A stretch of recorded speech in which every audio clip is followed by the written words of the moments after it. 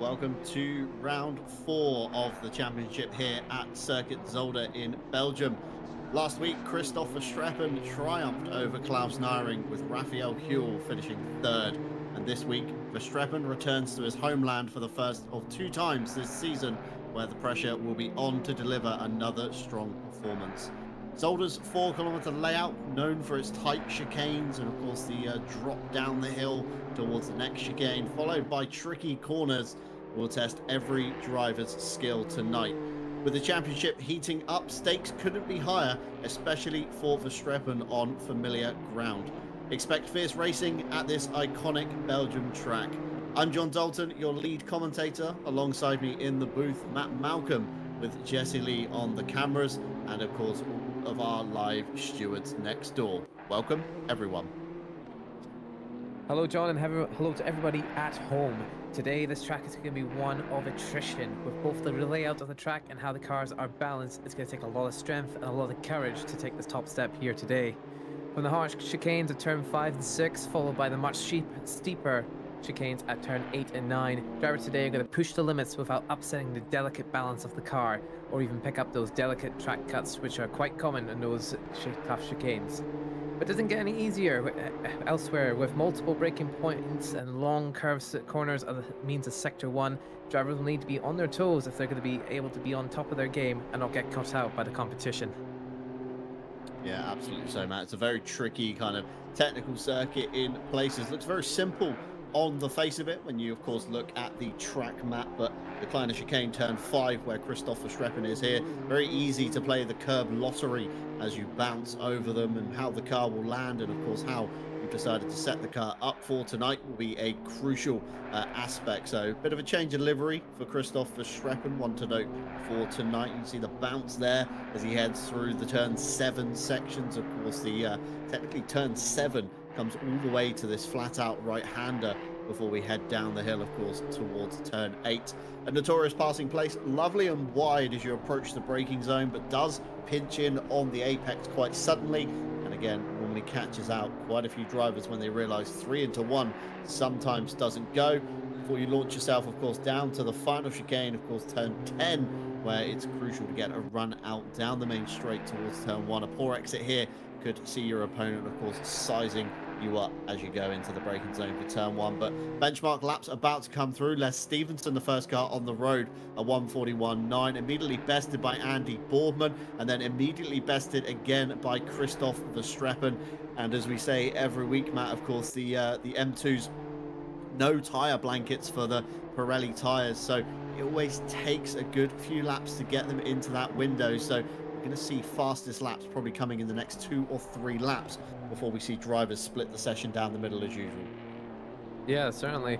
With the track also being at 33 degrees, it is also about trying to manage the heat as well. So if you even try and cook those tires even just a little bit, you're going to be losing a lot of performance. You can see one of the cars that's currently stopped on track, Andy Boardman, taken up towards the first chicane here, keeping that car nice and settled, trying not to upset it, because you will go and spin the car around, as Andy Boardman is currently up on his time, is whether or not he's able to capitalize on those sectors here to try and maximize the amount of traction and maximize the amount of grip without sliding like he just did there, the exit of that chicane there. So it's trying to make yourself as precise you can be without upsetting the car at all, because with these cars there's very little much you can do on the setup to cure the bouncing.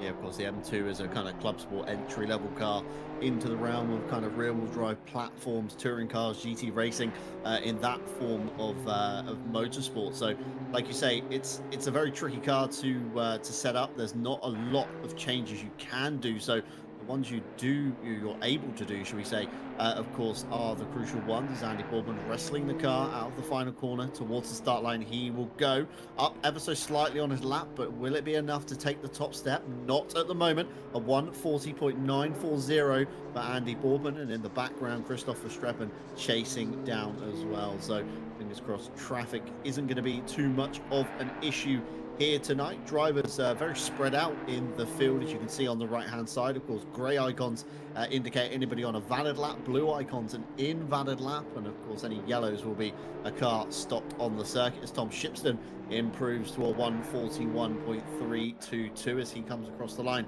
for the RPMS Sim Sport crew. A few of those guys in with us tonight. And again, the Sim Brothers Racing on a strong turnout as well as Peter Lundqvist in the 999 with a 141.930. Just behind, of course, Alphonse Lundqvist in the number 75. Very similar times there. Sebastian Brunier, again, a driver that we're quite accustomed to seeing here on Mondays now, slowly improving as he finds his feet with the M2, the nearly on pace driver, the 668 towards the line. Is he going to be enough to improve? He does. Jumps up just outside the top four, inside the top five, should we say, with a 141.657. So a good early improvement there for Seb, but can he hold it? Of course, we normally see Seb set his fastest lap kind of early in the session and then tends to struggle as he begins to over push the car to try and get forward on the grid. Yeah, definitely.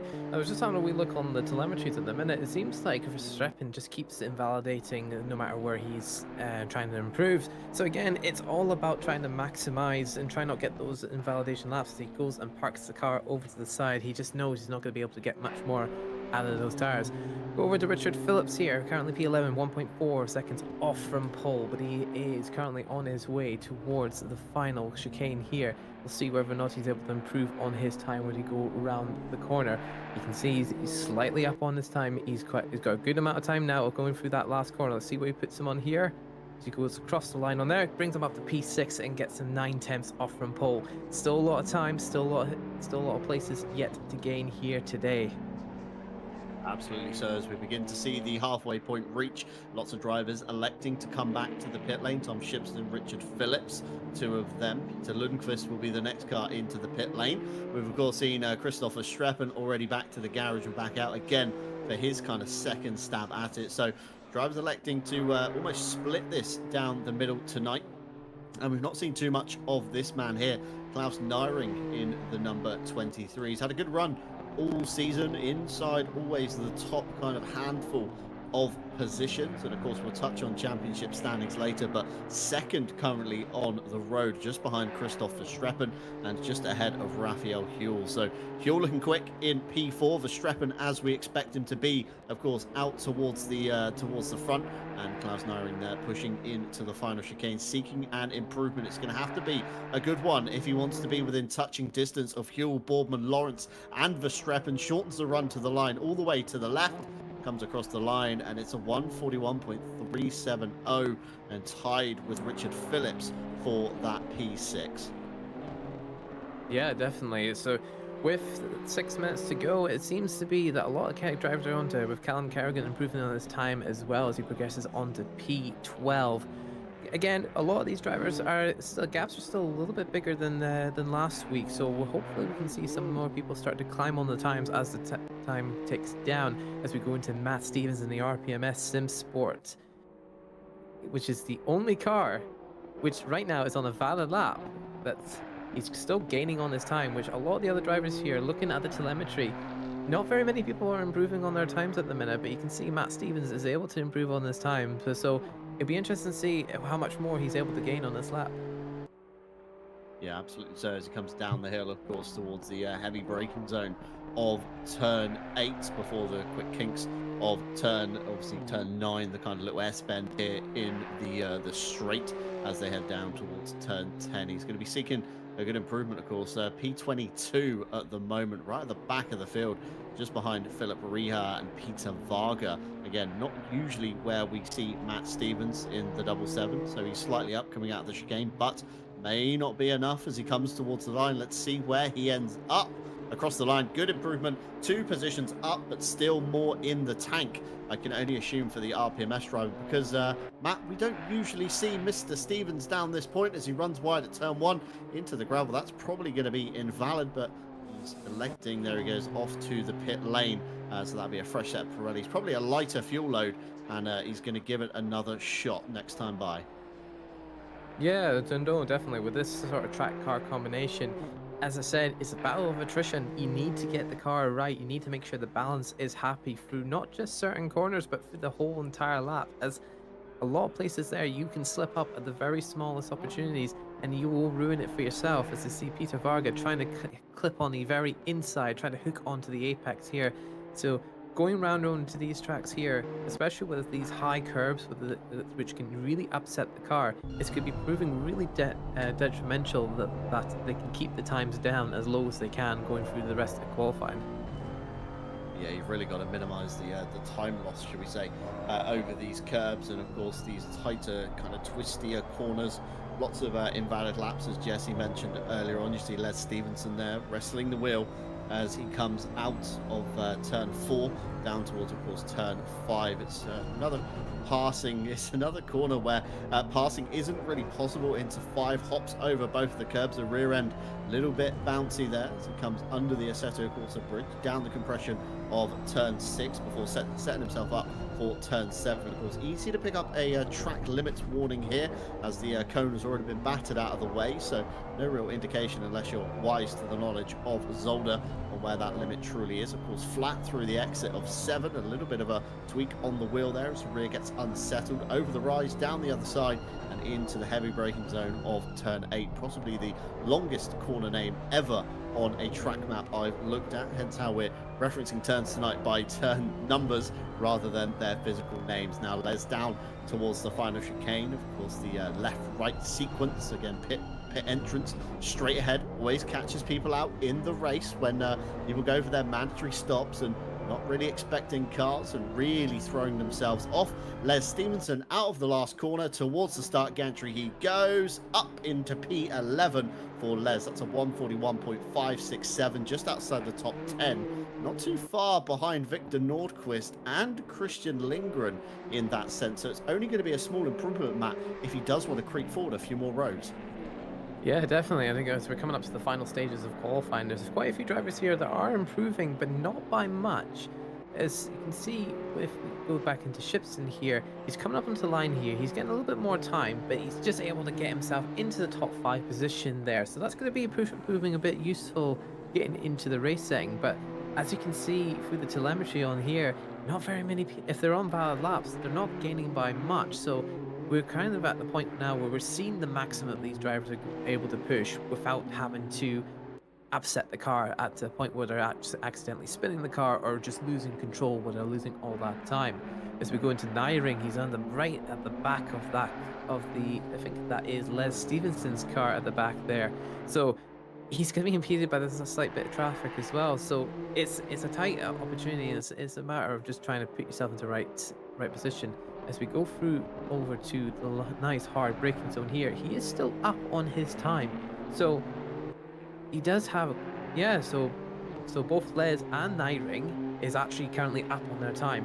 Whether it's enough to gain a few positions, we will yet to see as we come onto the final corner. Les looks to be, it looks like Nyring stopped to let traffic past, and then Les went into the pit lane. So looks like they were trying to get gaps. As we go into here, we got Martin Lawrence onto the parking here, 2 tenths off. No, that's not. I wouldn't say it's not too bad, but with 50 seconds remaining, he's going to be able. I think he's going to be able to make the push just to able to get enough of a surprise for us. Yeah, if anybody can, it's certainly going to be Martin Lawrence, of course, from our very own RCI Esports in-house team representing across the board. Usually find him in the Bentley Continental, but a bit of a change of machinery this week, of course, for Martin Lawrence.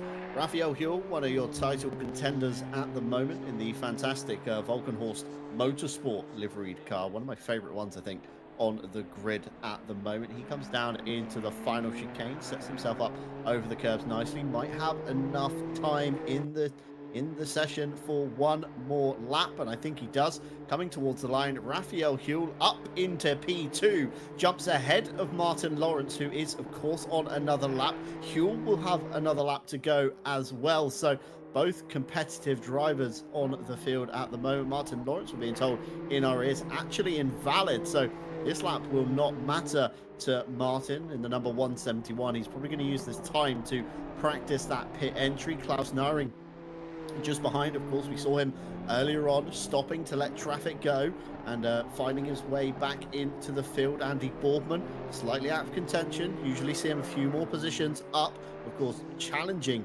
usually Verstappen for the pole position time. And Boardman so far looking like a small improvement through the first couple of sectors, but Don't think it's going to be enough to make that jump ahead of Martin Lawrence, just ahead in the number 171. A bit of an understeer there through the second half of the chicane. The number 69 Greased Weasel racing car towards the line. I don't think it's going to be an improvement, and it's not. Andy Boardman will stay on the second row of the grid. Christoph Verstappen looking to go for honours and just kind of improve, ensure that pole position will remain his. Across the line he goes, and it's a 140.400. Jumps ahead of Huell ever so slightly. Raphael Huell, I think, has abandoned his lap. He has indeed, down at turn 9, and that will be the session over, done and dusted. Christoph Verstappen, your pole sitter for today's race, with all 3 purple sectors to his name. That's looking like a very dominant performance from the Belgian driver, Matt. Yeah, definitely. We're having 2 tenths clear over everybody else. It's got set him up really nicely for the race, so you can see he's a lot more confident. He's got the car dialed in a bit more than the rest of the grid as we go towards the standings. Do you want to take over from that, John? Yeah, of course, championship standings, the crucial part where everybody knows where they'll be sitting coming in to round 4 here at Zolder. And of course, we alluded to earlier that it was Klaus Neiring in contention with Christoph Verstappen. And there we see it written down. So Verstappen, 174 points to Klaus Neiring's 168. Raphael Huell on 155, chased just by 1 point behind Martin Lawrence. Les Stevenson and Andy Boardman. It's the battle of the Brits after Les Stevenson's fantastic performance last time out at Monza. They're separated by a point, and Christian Lindgren just 2 points behind Boardman in P7. Tom Shipston with 87 points, Rob Franken on 80, and Matthias Byron on 65 points rounds out your top 10 in the TCX Cup. Of course, no Pro, Silver, and Am here. It's all to do with the Pro. Everybody lumped in to one category, so no individual championships to fight for. It's just everybody against everybody. Stefano Ricciardo on 63, Callum Kerrigan on 61, and 2 points behind Mike Redford, so he sets to gain a few championship points over Callum tonight. Alphonse Lundqvist, the first of the 2 on 56. Sebastian Brunier on 48, followed by Peter Lundqvist on 47. Richard Phillips on 42, the first of the Nordqvist, Victor Nordqvist on 32. Martin Foster on 27, and 2 points behind Nicholas Nordqvist on 25 points. Rounds out your top 20, and I think it was some 30 odd drivers initially signed up to this one. And Matt Stevens on 25, Peter Varga on 24, Philip Rieha on 21, Oleg Kalyanov on 19, Kevin Boss on 15, and Daniel Crinson, the last of your scorers, on 14 points. Everybody else with a dash next to their name has signed out and will take no further part in the championship. And even though it's quite a small grid, it's still a very competitive season so far, Matt. Of course, we've seen early dominance from Christopher Streppen, Raphael Huell throwing his hat into the ring just last week and at the Red Bull Ring after a not so ideal round 1. Klaus Neiring consistent across the board so far, 2/3 and a second. And Martin Lawrence, of course, 4th place in the inaugural round at Misano, win at the Red Bull Ring, but only managed a 6th place at Monza. So it does go to prove that, absolutely anybody has a shot at the top step of the podium in tonight's race. Yeah, like at any point, it's win or lose here. So with how close it is currently, it's any point here matters because when you go through the championship or through all those different races, yes, you have a good result. You might have some bad results, but at the end of the day, every point counts. You see, the likes of on Sunday with the likes of F1 trying to take that fastest lap point away from Lando Norris, trying to gain that extra point that might be needed for for that world championship. So again, yeah. So it all really sort of depends on how it's going to play out today, how it's going to play out in the next few races. But I think if we're going to see some really good action like from Monza, it's definitely here. Yeah, absolutely. So Zolder, of course, a bit of an action-packed, old school, almost touring car-esque circuit, should we say, with the big chicanes, of course, lots of curbing, and then we've got lots of lots of gravel traps and grass and lots of old school bits to it, should we say. It's not like of course the modern day circuits, lots of tarmac and extra runoff and astroturf here, there and everywhere. But you find yourself off at Zolder, it's going to be in a gravel trap, it's going to be considerable time loss on the run, and of course it's going to be detrimental to your championship standings on this one. Jesse Lee just fighting with the controller at the moment. It seems to get his way underway to bring you pictures from the grid. We are 25 seconds until the formation lap begins, so we're nearly getting there. A few of you in the YouTube chat telling us on how the session has gone so far. Mike Redford, not his day, just couldn't piece a lap together. Mr. Rich, I can only assume that's Richard Phillips. That lap was a fluke. So Richard Phillips somehow lucking his way up into P7 as Jesse Lee brings you all the pictures from the grid now as we get underway on the formation lap. It's the crucial time when drivers need to build pressures, build those temperatures up. Of course, no tyre blankets, as we mentioned earlier on in the qualifying. RPMS in flying formation with Tom Shipston and Richard Phillips just a row apart. Got plenty of Sim Brothers entries dotted around the grid. A few more RPMS cars towards the back. That's Martin Foster and Matt Stevens. Mike Redford gets underway with Peter Varga as well as Jesse Lee takes a look at some of the scenery, some of the hospitality areas, and of course that notoriously tricky pit entry. We see the fuel pumps lined up. We won't be using the old school pumps today. We will be getting the drivers down to their garages to successfully get the fuel in. Of course, mandatory pit stops on the board as always, and later on, that's hopefully where we're going to see some drivers. Zolder 2018 was the texture from here, and that seems so long ago. Now we're here in 2024. And speaking of the present day, plenty of things coming up on the RCI calendar. Of course, Wednesdays we go iRacing as we bring you the multi-class sprint season 1. That's featuring LMP3 and GT4 cars. They're heading to their final round at Sebring. And last week, of course, Night Owl continued, and this week it continues once again. Last week, Jordan Daly taking victory at Monza over Raphael Huell and Tyler Jason Lavallee.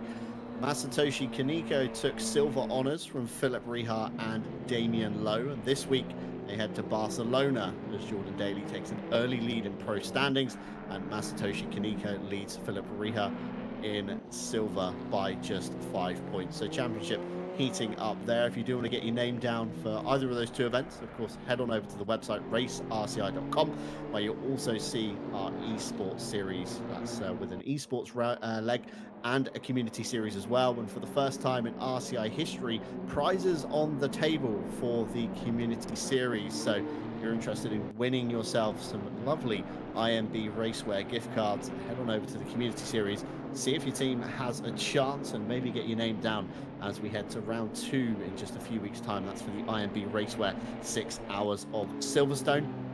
And of course, a big thank you to our partners as well.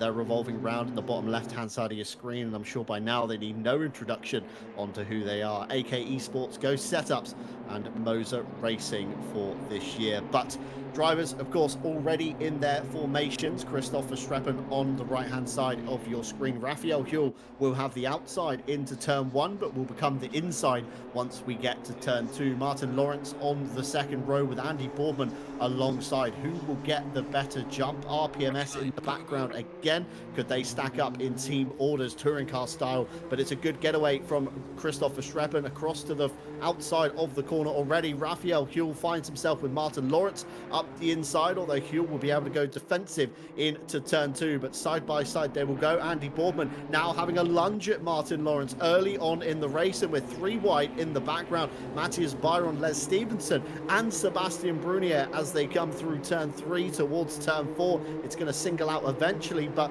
Les Stevenson still finds himself with Byron on the inside. Mike Redford rubbing his hands in the background, thinking if something happens here, I'm going to be gaining 2 positions as they head down towards the chicane for the first first time. 2 into 1 does not go, as we're quite well rehearsed here at Zolder, and the last of the late breakers. It looks like Byron has been given the corner. Redford sensibly checking up as well. RPMS filtering themselves down in the background. That's Stevens and Foster. But Christopher Streppen already through turn 7, leading the pack away. Raphael Huell in hot pursuit with Andy Boardman close behind as well. And don't count out Martin Lawrence. Christian Lindgren manages to get ahead as well of Klaus Nyring. That's going to be less points for Nyring's championship pursuit, and that's going to be not what Nyring wants come the start of the race. So Nyring's really got to get his head down and just kind of play the long game. And of course, looking in his mirror, he's got Tom Shipston and Richard Phillips. And I'm sure Shipston knows that Phillips won't try any kind of desperate moves in in that sense. So Shipston can kind of focus out of the windscreen onto the back of Nyring, and Nyring already with a big slide as they came out of the last turn. So that's going to allow Shipston to kind of close up a little bit as they come down in towards turn 1 for the second time. But touch wood, I was going to say, it looks like a relatively clean start, but Peter Varga, the number 508 Team Monkey Racing, has come into some difficulty. He's already in a half kind of lazy spin as he comes out of the final chicane. No contact logged on our tool, so we can only assume that the traction control being dialed down to 0, of course, has made him kind of oversteer and into that half lazy spin. But no harm, no foul, just a big time loss at the moment as battles continue to heat up. Redford in a sandwich this time between Kerrigan and Byron ahead. That's Redford actually up into P16.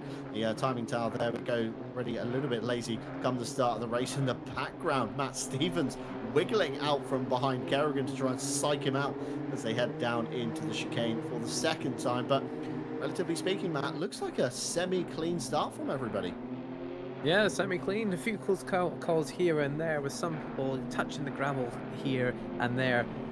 As we can see, a replay of Brunier and Kerrigan being the only contact from turn 1, which you can see is not that big of a contact. It's just a slight door bagging. So yeah, pretty clean start for lap 1. But again, this is all about attrition here. It's about trying to manage that strategy. And here with the Monday series, with the TCX Cup, for this series, we have a mandatory pit stop requirement, having 25-second refueling time. So that gives the drivers plenty of opportunity to decide whether or not they should take the tires and to go for the 5-second extra, or go take the mad dash with the fuel and just take the extra 5 seconds. For the early part of the race, it might seem possible because you can take out all the traffic, you don't have to deal with all that, but again, it could leave you in a pretty massive disadvantage. Tire advantage as Matt Stevens goes on the inside of Callum Kerrigan and gets around him. He makes a really solid move into that inside corner. As we switch over, Nicholas Nordqvist is still on the back of Les Stevenson here, trying to chase down both Les and Richard Phillips in the RPMS car. As we go down towards the chicane, it's whether or not you want to be last on the brakes or you want to be first on it. It'll be whether or not you want to try and keep that clean and safe. Yeah, very brave move if you're making a pass down into the first chicane. It's not an easy place, 2 into 1 certainly doesn't go. But just want to commend Callum Kerrigan on heads up driving the lunge from Matt Stevens down into turn 1, saw the move coming and didn't immediately turn into the apex, gave Matt some room, and it does take 2 to tango sometimes in racing. So cooperative driving from everybody here so far on Mondays, but it's very early doors. We're not even 5 minutes in yet, and I'm sure the rivalries will begin to rear their heads towards the end of the race. Of course, as you spoke about earlier, the mandatory pit stop map and temperatures here today, 24 in the air, 33 down on the track. It looks like Les Stevenson just has a good run out of turn 8 through turn 9, gets side by side here with Richard Phillips. Phillips, of course, to the inside. Les thinks better of trying the outside to inside switch and a big wiggle as he comes out, jumps on the power nice and early to try and propel himself forwards towards the back of the RPMS car. Covering off the inside is Phillips to the right. Les is going to have to go the long way around. He's got a Nordqvist behind him. That's Nicholas Nordqvist in the number 137. And Richard Phillips is wide. Richard Phillips has taken a trip to the beach. That will allow Les Stevenson through. That will allow Victor Nordqvist and Nicholas Nordqvist both through as well. And it looked like he just kind of a bit too late on the brakes, and we know what happens in the M2, Matt. Of course, the ABS system is set up on the quite safe side, so it fights you if you try and trail brake this car all the way into the apex. It's not like a GT3 car in a sense. You do have to really keep the wheels straight when you're leaning on that middle pedal quite hard. And a prime example there is Les Stevenson almost losing it over the curbs. And as you keep mentioning, Matt, it's going to be a race of attrition tonight. Of course, how brave can you truly be over these curbs to try and make up those extra tenths here and there? And Les Stevenson already pushing the envelope, I would say, in these early stages. Yeah, definitely. Well, with these cars here, it's more set up to be what the actual road car is going to be like. So obviously these ABS and the traction control on here is not going to be as great as what you can see in a GT4 or even a GT3 car. As we go to the back of Nyring, who's in P21, there's a bit of an unusual jump. So he must have gone off the track at some point during the last lap or so. Could just be either just slipping onto the gravel like we saw with Matt Stevens earlier on. So again, he's gonna have to try and fight it back, because at this point, if for me at least, if I was in his position, I would just box early, get the fuel, trying to take a full advantage of the clear traffic. Yeah, of course, got to beware though. The pit window not yet open, so keep your eyes towards the top of the screen where the timing board is. The 52 minutes right in the middle there will put up a notification when the pit window is open. It should be around about the 20-minute mark, there. So still going to be a long wait yet for Klaus Nyring to be able to get in and, like you say, get that clear air. But then he's going to be on worse tires towards the end of the stint as well, so that's something else to factor into the equation. And with the track temperature so high here today, 33 degrees, I'm sure a fresh set of Pirellis will be well worth taking when we do get to the pit window. So if it was me tonight, Matt, I'd be half a tank of fuel at the beginning, divide it in half, 30-minute mark, come in, new set of tires, of course, drop a load more fuel in, and get back underway once again, as Nyring almost can hear the Dixie horn if you listen closely enough, these Dukes of Hazzards across those curbs. Yeah, definitely. I just had a wee look back of what happened to Nyring. It turns out it was actually lap 2 that he actually went off. It was actually the very final corner. He'd actually just unselled the car again, and the lack of TC, he just completely spun the car around, allowing everybody else to get through him. So it's a little bit unfortunate for Klaus Nyring, but if anyone can reclaim as many positions, it's definitely going to be him. As we switch back over to Callum Kerrigan at the back of Matt Stevens, he's going to try and see whether or not he can get that place back. So it's all about trying to maximize the traction, maximize that grip without upsetting the car too much. So if he can get himself a good run into turn 1 or into turn 15, he might be able to go to... Oh, it's Andy Boardman goes around, tries to find a way on the outside of turn 2. So it's definitely a lot of fighting, a lot of action here today, John. Absolutely so, and it's the fantastic nature, isn't it, of these one kind of make cups that Tim Ireland always cooks up on Mondays. It does create some very good racing. Everybody in equal machinery. You haven't got to worry about the balance of performance, as you alluded to earlier. The setup very limited, as Martin Lawrence, I'm pretty sure, almost had all 4 tires as he jumped over that second curb, and lots of bouncing going on. Let's catch a race replay from the outside if we can. Jesse Lee there reading my mind as he brings you this highlight over the first curb, over the second curb. I'm pretty sure that was all 4 tires off the floor mat. Yeah, definitely, as it seems to be that Martin Lawrence is investing in the BMW space program, from the looks of it here. So it'll be interesting to see whether or not he's able to capitalize on that investment, as we see that Andy Boardman's going to run back of him. But as we go back to Callum Kerrigan, he's still on the back of Matt Stevens. He still wants to get that position back after he's got a bit of a frustrating position loss. Oh, it's Matt Stevens also going to the back of Mike Redford. Oh, hazards are on. Hazard on Matt's car, so it could be an issue with the car, or he might have something going on. No, it doesn't look like it's off now, so he might be back to normal. But Callum Kerrigan got that space back to where he is, but he's got Mike Redford ahead of him as well, and normally he's quite a defensive driver if he's backed into a corner. As you can see, Nyring at the back there, trying to charge back into that pack there, trying to gain as much positions there. As we see go around through the corner of turn 1. as we go round on here, we got a replay here of Byron and Redford, so you can see what's happened here. As you can see, oh, Mike just hit the back of one of the Sim Brother cars, which explains obviously what happened with Matt Stevens going nearly into the rear of Mike Redford.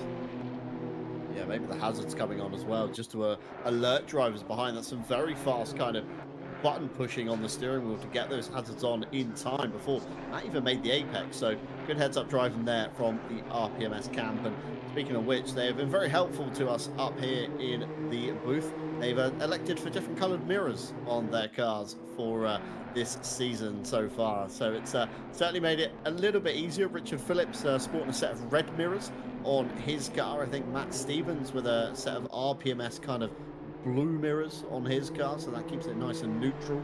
We've got Martin Foster. Again, he's got a blue pair of mirrors, a much darker blue than the RPMS color there. So fantastic looks more stuff. Purple, I want to say, Purple? John. Blue? Yeah, it looks more purple. Should we looks go more purple? Like, Should we meet in the looks middle? more like royal purple. That's what I would want to say on that one. Maybe we'll go with purple. Meet in the middle.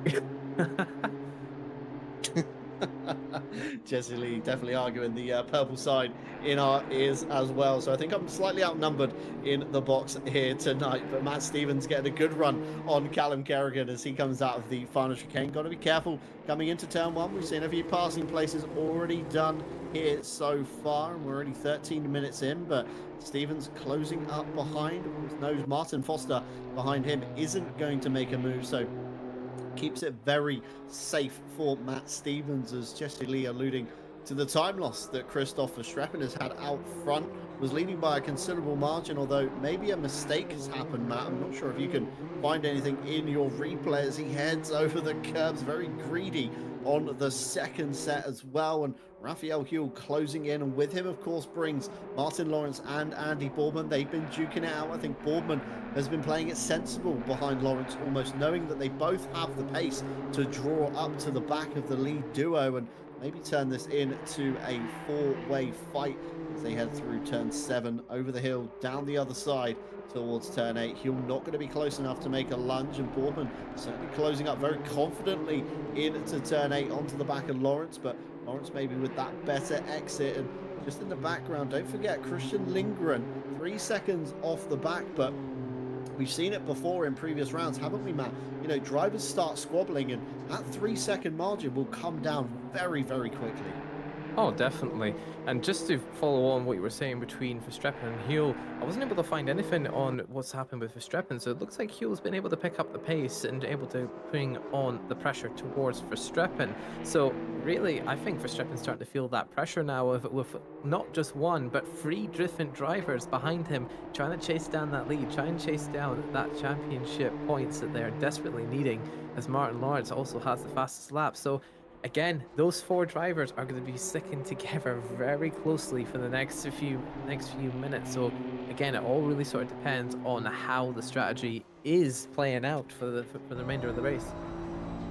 Yeah, I can assure you somebody in the front isn't going to take tyres. There's going to be a leap in the pit stops. One driver will sail out 5 seconds quicker, and then anyone that's taken tyres behind or ahead at that point will, of course, extend or close that gap up as the Pirellis come into their magical window towards the end of the race. We've seen it a few times at Zandvoort and Zolder, especially lots of twisty corners. Again, without the aerodynamics of the car, as we allude to every time on the M2, it becomes, you know, that you have to lean on those tires a lot more, and if you haven't got the tires underneath you, it's going to be very tricky. As Alphonse Lundqvist there, very good driving, realized he wasn't going to draw up in time towards the back of Richard Phillips, jinked the steering wheel to the left, ran himself into the gravel, hampered his run through turn 7. That's brought Ricciardo and Brunier back into the fight as well, as they go nearly 2 wide behind Ricciardo. Contact, and then Sebastian Brunier, the innocent party on the outside, nowhere to go but into the back of the number 750. Matthias Byron makes up a position in all of that chaos, and Seb just couldn't stand on those anchors hard enough. He'd already set himself up for the corner, and all of a sudden you've then got a face full of Stefano Ricciardo's number 750, but Stefano back keeps it ahead of Matthias Byron. He's up a position on Sebastian Brunier in the background there, watching back from the number 750. That's now Byron behind Brunier, just behind them. And again, it's brought Redford into the fight, and Kerrigan is just behind Redford as well. Matt Stevens back there, and Klaus Nyring in the yellow car almost has to face a sea of M2s ahead of him, Matt, just to try and reclaim any positions for that championship race. Yeah, definitely. It looks like Mike Redford was squirreling at turn 2 as Callum Kerrigan is going side by side at turn 3. With the guys up ahead causing that mistake, it's caused a massive strain with all these guys. So again, if one of the guys up ahead makes that small mistake, the rest of the guys are just going to fully capitalize on that, as Mike Redford's going to try and take it easy with going for the chicane with Callum Kerrigan. And I think something to point out here as well, which I don't think doesn't get discussed as often, is with heavily relying on these tires, going over these curves the way they are, there is a risk that these cars will get punctures throughout the race. So again, you're gonna have to be careful with how you drive around this track, because there is like throughout my time driving on Zolder, I've always had a guaranteed tire puncture in some degree, whether it's on my front left or in the rear right. It's definitely one of those two tires that seems to go all the time, and that's really because of how harsh you're throwing that car over these curbs, throwing them up and down over the case. And that's the exact same thing with these M2s. In fact, it's probably even exaggerated when you compared them over to the GT4s and the GT3s, where they just bounce like 4 or 5 different times even after you take that corner. As we go back onto Martin Lawrence, still in the back of Heel, we've got a three-way train here for the battle of P2. Seems like Verstappen's able to pull a slightly bigger gap with Martin Lawrence dipping a tire in the gravel. That's going to give Andy Borman a slightly better run than the likes of Martin Lawrence. He's on the very back of him. He's going to touch bumpers. He keeps it clean enough just to be able to hold off a little bit longer. But because of this three-way fight, it's only going to benefit Verstappen as he slowly starts to pull away from the 3 drivers behind that are battling for P2. Yeah, it's a good point you make as well about these tyres, and you know, lots more impacts here at Zolder than maybe at traditional circuits. And another thing to note, we said it in the run up to the race, of course, lots of gravel and grass everywhere as well. So when you drop a wheel over the white line, you're not dropping it off into another kind of flat piece of tarmac. You're almost dropping it down a step into the grass as the tire kind of, you know, the tire on the car drops away, and lots of drivers exploiting already in the middle of turn 7, sorry, kicking up a lot of dust. Turn 4 is another one. We saw Martin Lawrence dip a rear wheel there as well, and it's always these old school tracks, Matt. I agree with you on the pressure loss. It's always the grassy, gravelly tracks. Brands Hatch is another one that sticks quite well in my head, where I always seem to suffer some kind of pressure loss. Let's catch a race replay here. This is between Nyring and Brunier. Sebastian is not going down without a fight into turn 4. There's contact between the two. Both drivers just about managed to hold on. Nyring around the outside, probably not going to be too best pleased there, but I would say hard and fair racing as Sebastian gets it loose over the curbs, and Nyring gets it even looser as he jumps on the loud pedal, trying to propel himself up towards the back of Sebastian Brunier. You can always smell the exhaust fumes coming out the back of the M2. It's a late lunge into turn 1. Will Nyring get it drawn up in time? I think he's just about managed it. Sebastian gave just enough room for that one to work. And of course, in the background, I think that's Peter Lundqvist in the 999, looking towards Sebastian now, trying to capitalize on the time loss from those guys battling. But Callum Kerrigan also staring at the back of another Sim Brothers car. This time it's Matthias Byron in the number 100. Stefano Ricciardo is able to go just a little bit up the road, extend the lead as Mike Redford pulls out into the chicane, 2 into 1. It just about works when both drivers give enough room. Mike Redford completely avoided the second inside curb, and Callum Kerrigan jumping over it and rubbing his hands with glee. Matt Stevens joining in the battle, nearly into the back of Redford as they head through the turn 7 complex. Callum Kerrigan having to check up and hamper his run ever so slightly, sniffing towards the back of the RPMS number 77, and Mike Redford is already able to pull himself away from Kerrigan as Callum looks to the inside of turn 8. It's enough to put Stevens off. Too late on the brakes, running wide, although there's an indicator on. So is there a problem here for the number 77? Sebastian looking very racy as well. The indicator's off, so not sure what happened there. Maybe Matt Stevens just admitting fault. Ooh, pulling over on Sebastian. He's had to go down the pit lane. Is Sebastian coming back out, or is he elected to take his pit stop a little maybe out of sequence? There's no pink car coming through the lane behind Callum Kerrigan, so Sebastian must have stayed out. So somehow Sebastian pulling that thing out of pit entrance and back over the grass down to P19 as Sebastian Brunier. Let's catch a race replay after all that action. There was a little touch down into the final corner, stood on the brakes, avoided the Fanatec banner. Very courteous of Sebastian there, not wanting to destroy the track scenery, Jessie finding it hilarious in our ears. But Sebastian rejoining at the exit of turn 9 with some dirty tyres, and the Fanatec banner remains in its place, Matt. Yeah, definitely, gentlemanly.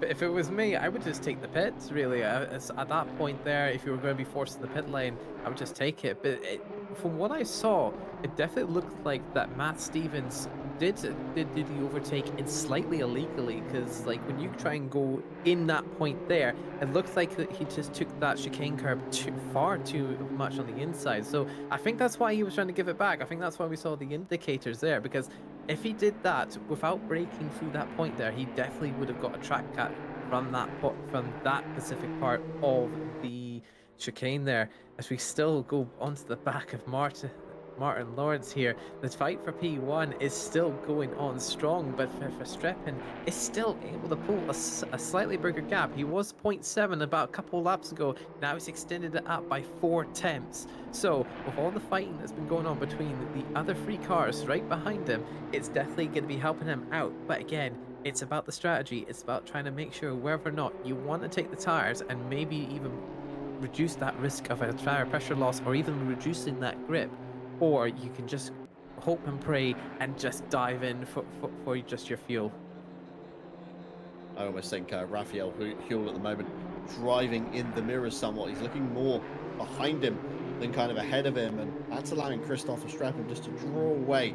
1.2 seconds to the good now. Raphael Huell under pressure, very much so, from Martin Lawrence in the number 171, and Andy Boardman's just giving a little bit of space behind there, thinking if anything happens here, I'm set for second place on the podium should these two come together. Boardman there running wide out of turn 7, kicking up dust that we see so much with these front runners. Martin Lawrence has done it a few times as well, so the left side tyres of these cars not going to be too happy, as the pit window did open, as we saw with Sebastian Brunier nearly taking an early unplanned pit stop, should we say. 16.5 minutes left on that for drivers to come down and meet the mandatory requirements. And you look to the left hand side of your screen, anybody with the green box towards the bottom end of the timing tower, they've essentially completed their mandatory pit stop. So they've added 1 litre of fuel between the pit window, and that's exactly what we're looking for here tonight.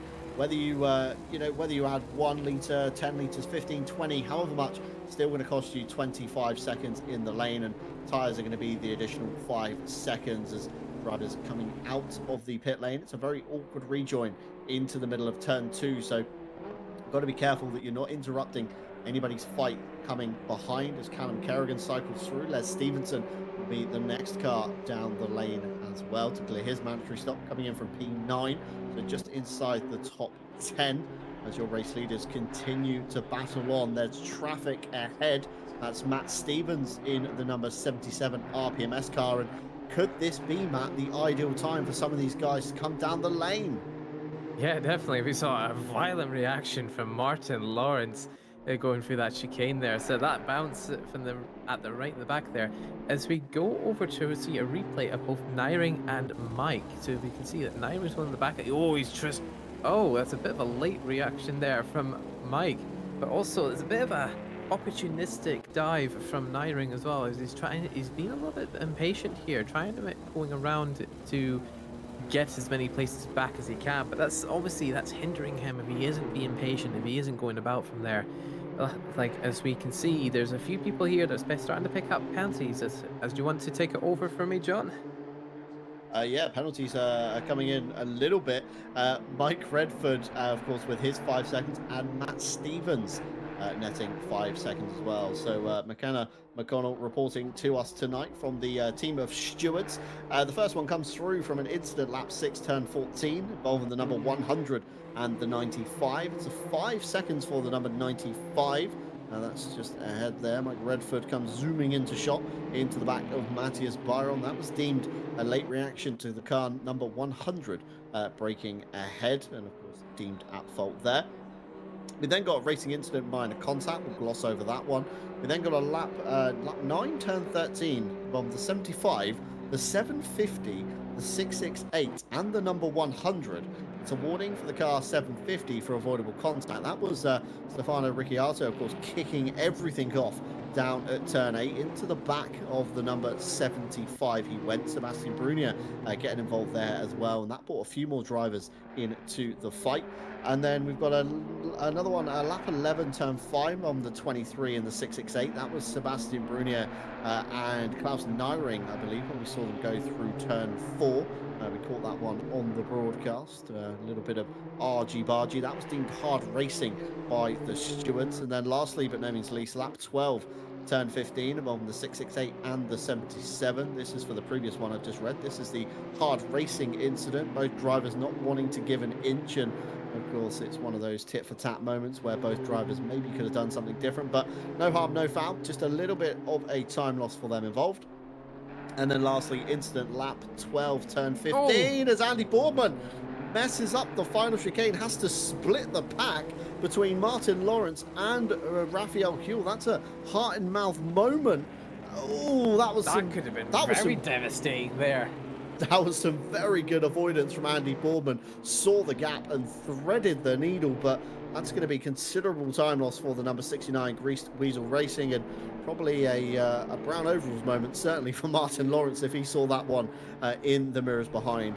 Lap 12, turn 15, involving the 668 and the 77. It's 5 seconds for the number 77. That was for avoidable contact once again, and here we see it coming down into the final chicane. A little bit of a rub there between the 668 and the 77. Again, 77 could have been a little bit more to the left, just given the space to Sebastian as they came through. So any drivers with the 5-second penalties, of course, will have to serve them in their pit stop, so they'll be held for the additional 5 seconds. And if, like Matt Stevens, you've already served your mandatory stop, well, that's going to be added on to your final race time. So final results will be, of course, shown at the end, as Klaus Nyring up the inside of Mike Redford into turn 2. That really took cooperation from Mike Redford there, Matt. Yeah, definitely. It's definitely a fight he did not want to be part of. Because again, with this track here, the more you fight, it's like with what was it? Round 2. It was where if you weren't keeping that momentum up, if you're too busy fighting, you're just gonna lose time compared to the people ahead of you. So with Mike Redford decide to, it looks like we might actually have a replay here of Boardman having some contact with a back marker. It looks like one of the RPMS guys. Yeah, just tried to go in from that inside point there. A little bit of opportunistic move there, I would want to say, from Boardman, but again, sometimes it's necessity to get from there as he goes into the pit lane to try and serve his mandatory pit stop here. So with that as well, you've also got Tom Shipston as well into the pit lane as well. Martin Lawrence on the side-by-side with Huell. Is he going to get around him this time here? He's got the inside line going through to turn 3, and he secures that quite nicely. But Huell isn't giving up here. He's got the inside line. He's got a slightly better run up than Martin Lawrence here. So when it comes over to the chicane here, Huell is just slightly edging out ahead, but Martin Lawrence has got the better place to be. He's got to take the first apex here. Huell's going to take the second apex, but again, Huell just gets the better exit through that point there, even with all the bouncing that this car has. You can see Christian Lingard and also P4 for the Sim Brothers Racing, so he's got a good opportunity here. Oh, it's a lap, as Jesse referred to me, there's actually a lapped car from that point. Yeah, see, so he showed me that it was Alpha's car, so a little bit of a mix up here, because some of the liveries here look awfully similar. It's caught me out, it's caught Jesse out, and it's certainly caught to John as well. Mark Lawrence still at the back of Huell. I would say for you, John, what would you do in his position here when you know you're faster than the likes of Huel, but oh, we can see we got replay from Jesse from Callan Kerrigan, and looks to be oh, it looks like a big exit, looks like a door bang that caused. I'm not sure who the other car is. I don't see the car number here to identify, It's going to be but Ricky Arto, I think, there. yeah, it could well be. But yeah, so if I was the likes of Martin Lawrence trying to get past Huel, what would you do to get past him? Would you decide to take the tires or just go for the gamble for fuel? Yeah, it's a very tricky call, isn't it? I mean, the tyres are going to prevail in the long run, but can't leave it much later than where we are now. You almost need to come in, excuse me, between the kind of 29 and 32-minute mark, I would say, as Mike Redford, Matthias Byron, Christian Lindgren, Raphael Huel come down the lane as well to take their stop. So I think the tyres will prevail, Matt. You've just got to not leave it too late, because no tyre blankets. Okay, it's relatively warm on the circuit, so they're going to come in maybe a little bit quicker than what they used to from previous rounds, but nevertheless, they're not going to be up to temperature straight away as Raphael Huel gets underway, as Mike Redford comes in and most unfazed by Lawrence behind. But you're going to have to take tyres at this point. You know, if unless you're playing the late game, you're going to run all the way to the end of the pit window on your starting set. There's no point then taking tyres, because by the time you've taken a lap or two to get them in, you're not going to get that kind of optimal window out of them where they become profitable, and you're going to gain the 5 seconds back that you've lost, of course, in the pit lane. Will Verstappen come through this time? He doesn't. He goes by one more. He's going to have Ricky Arto ahead of him. I think that's Callum Kerrigan just ahead as well. Martin Lawrence will go one time by once again. So Raphael Huel on the left-hand side of your screen, he is the highest placed car at the moment that has made a pit stop. So you're going to have to gauge everybody essentially by Raphael Huel, as them Duke boys are at it again as he comes over the second curb, completely airborne in the Vulcan horse car, but manages to keep it under control. Mike Redford out just behind there. That's Alphonse Lundqvist on that one. That's P19 there, as Richard Phillips, inherited P3, comes down the pit lane for the RPMS crew. Klaus Nyring behind as well. He's having an absolute rotten race in the championship contention, but he's going to try and salvage every single point he can, because we see it all the time.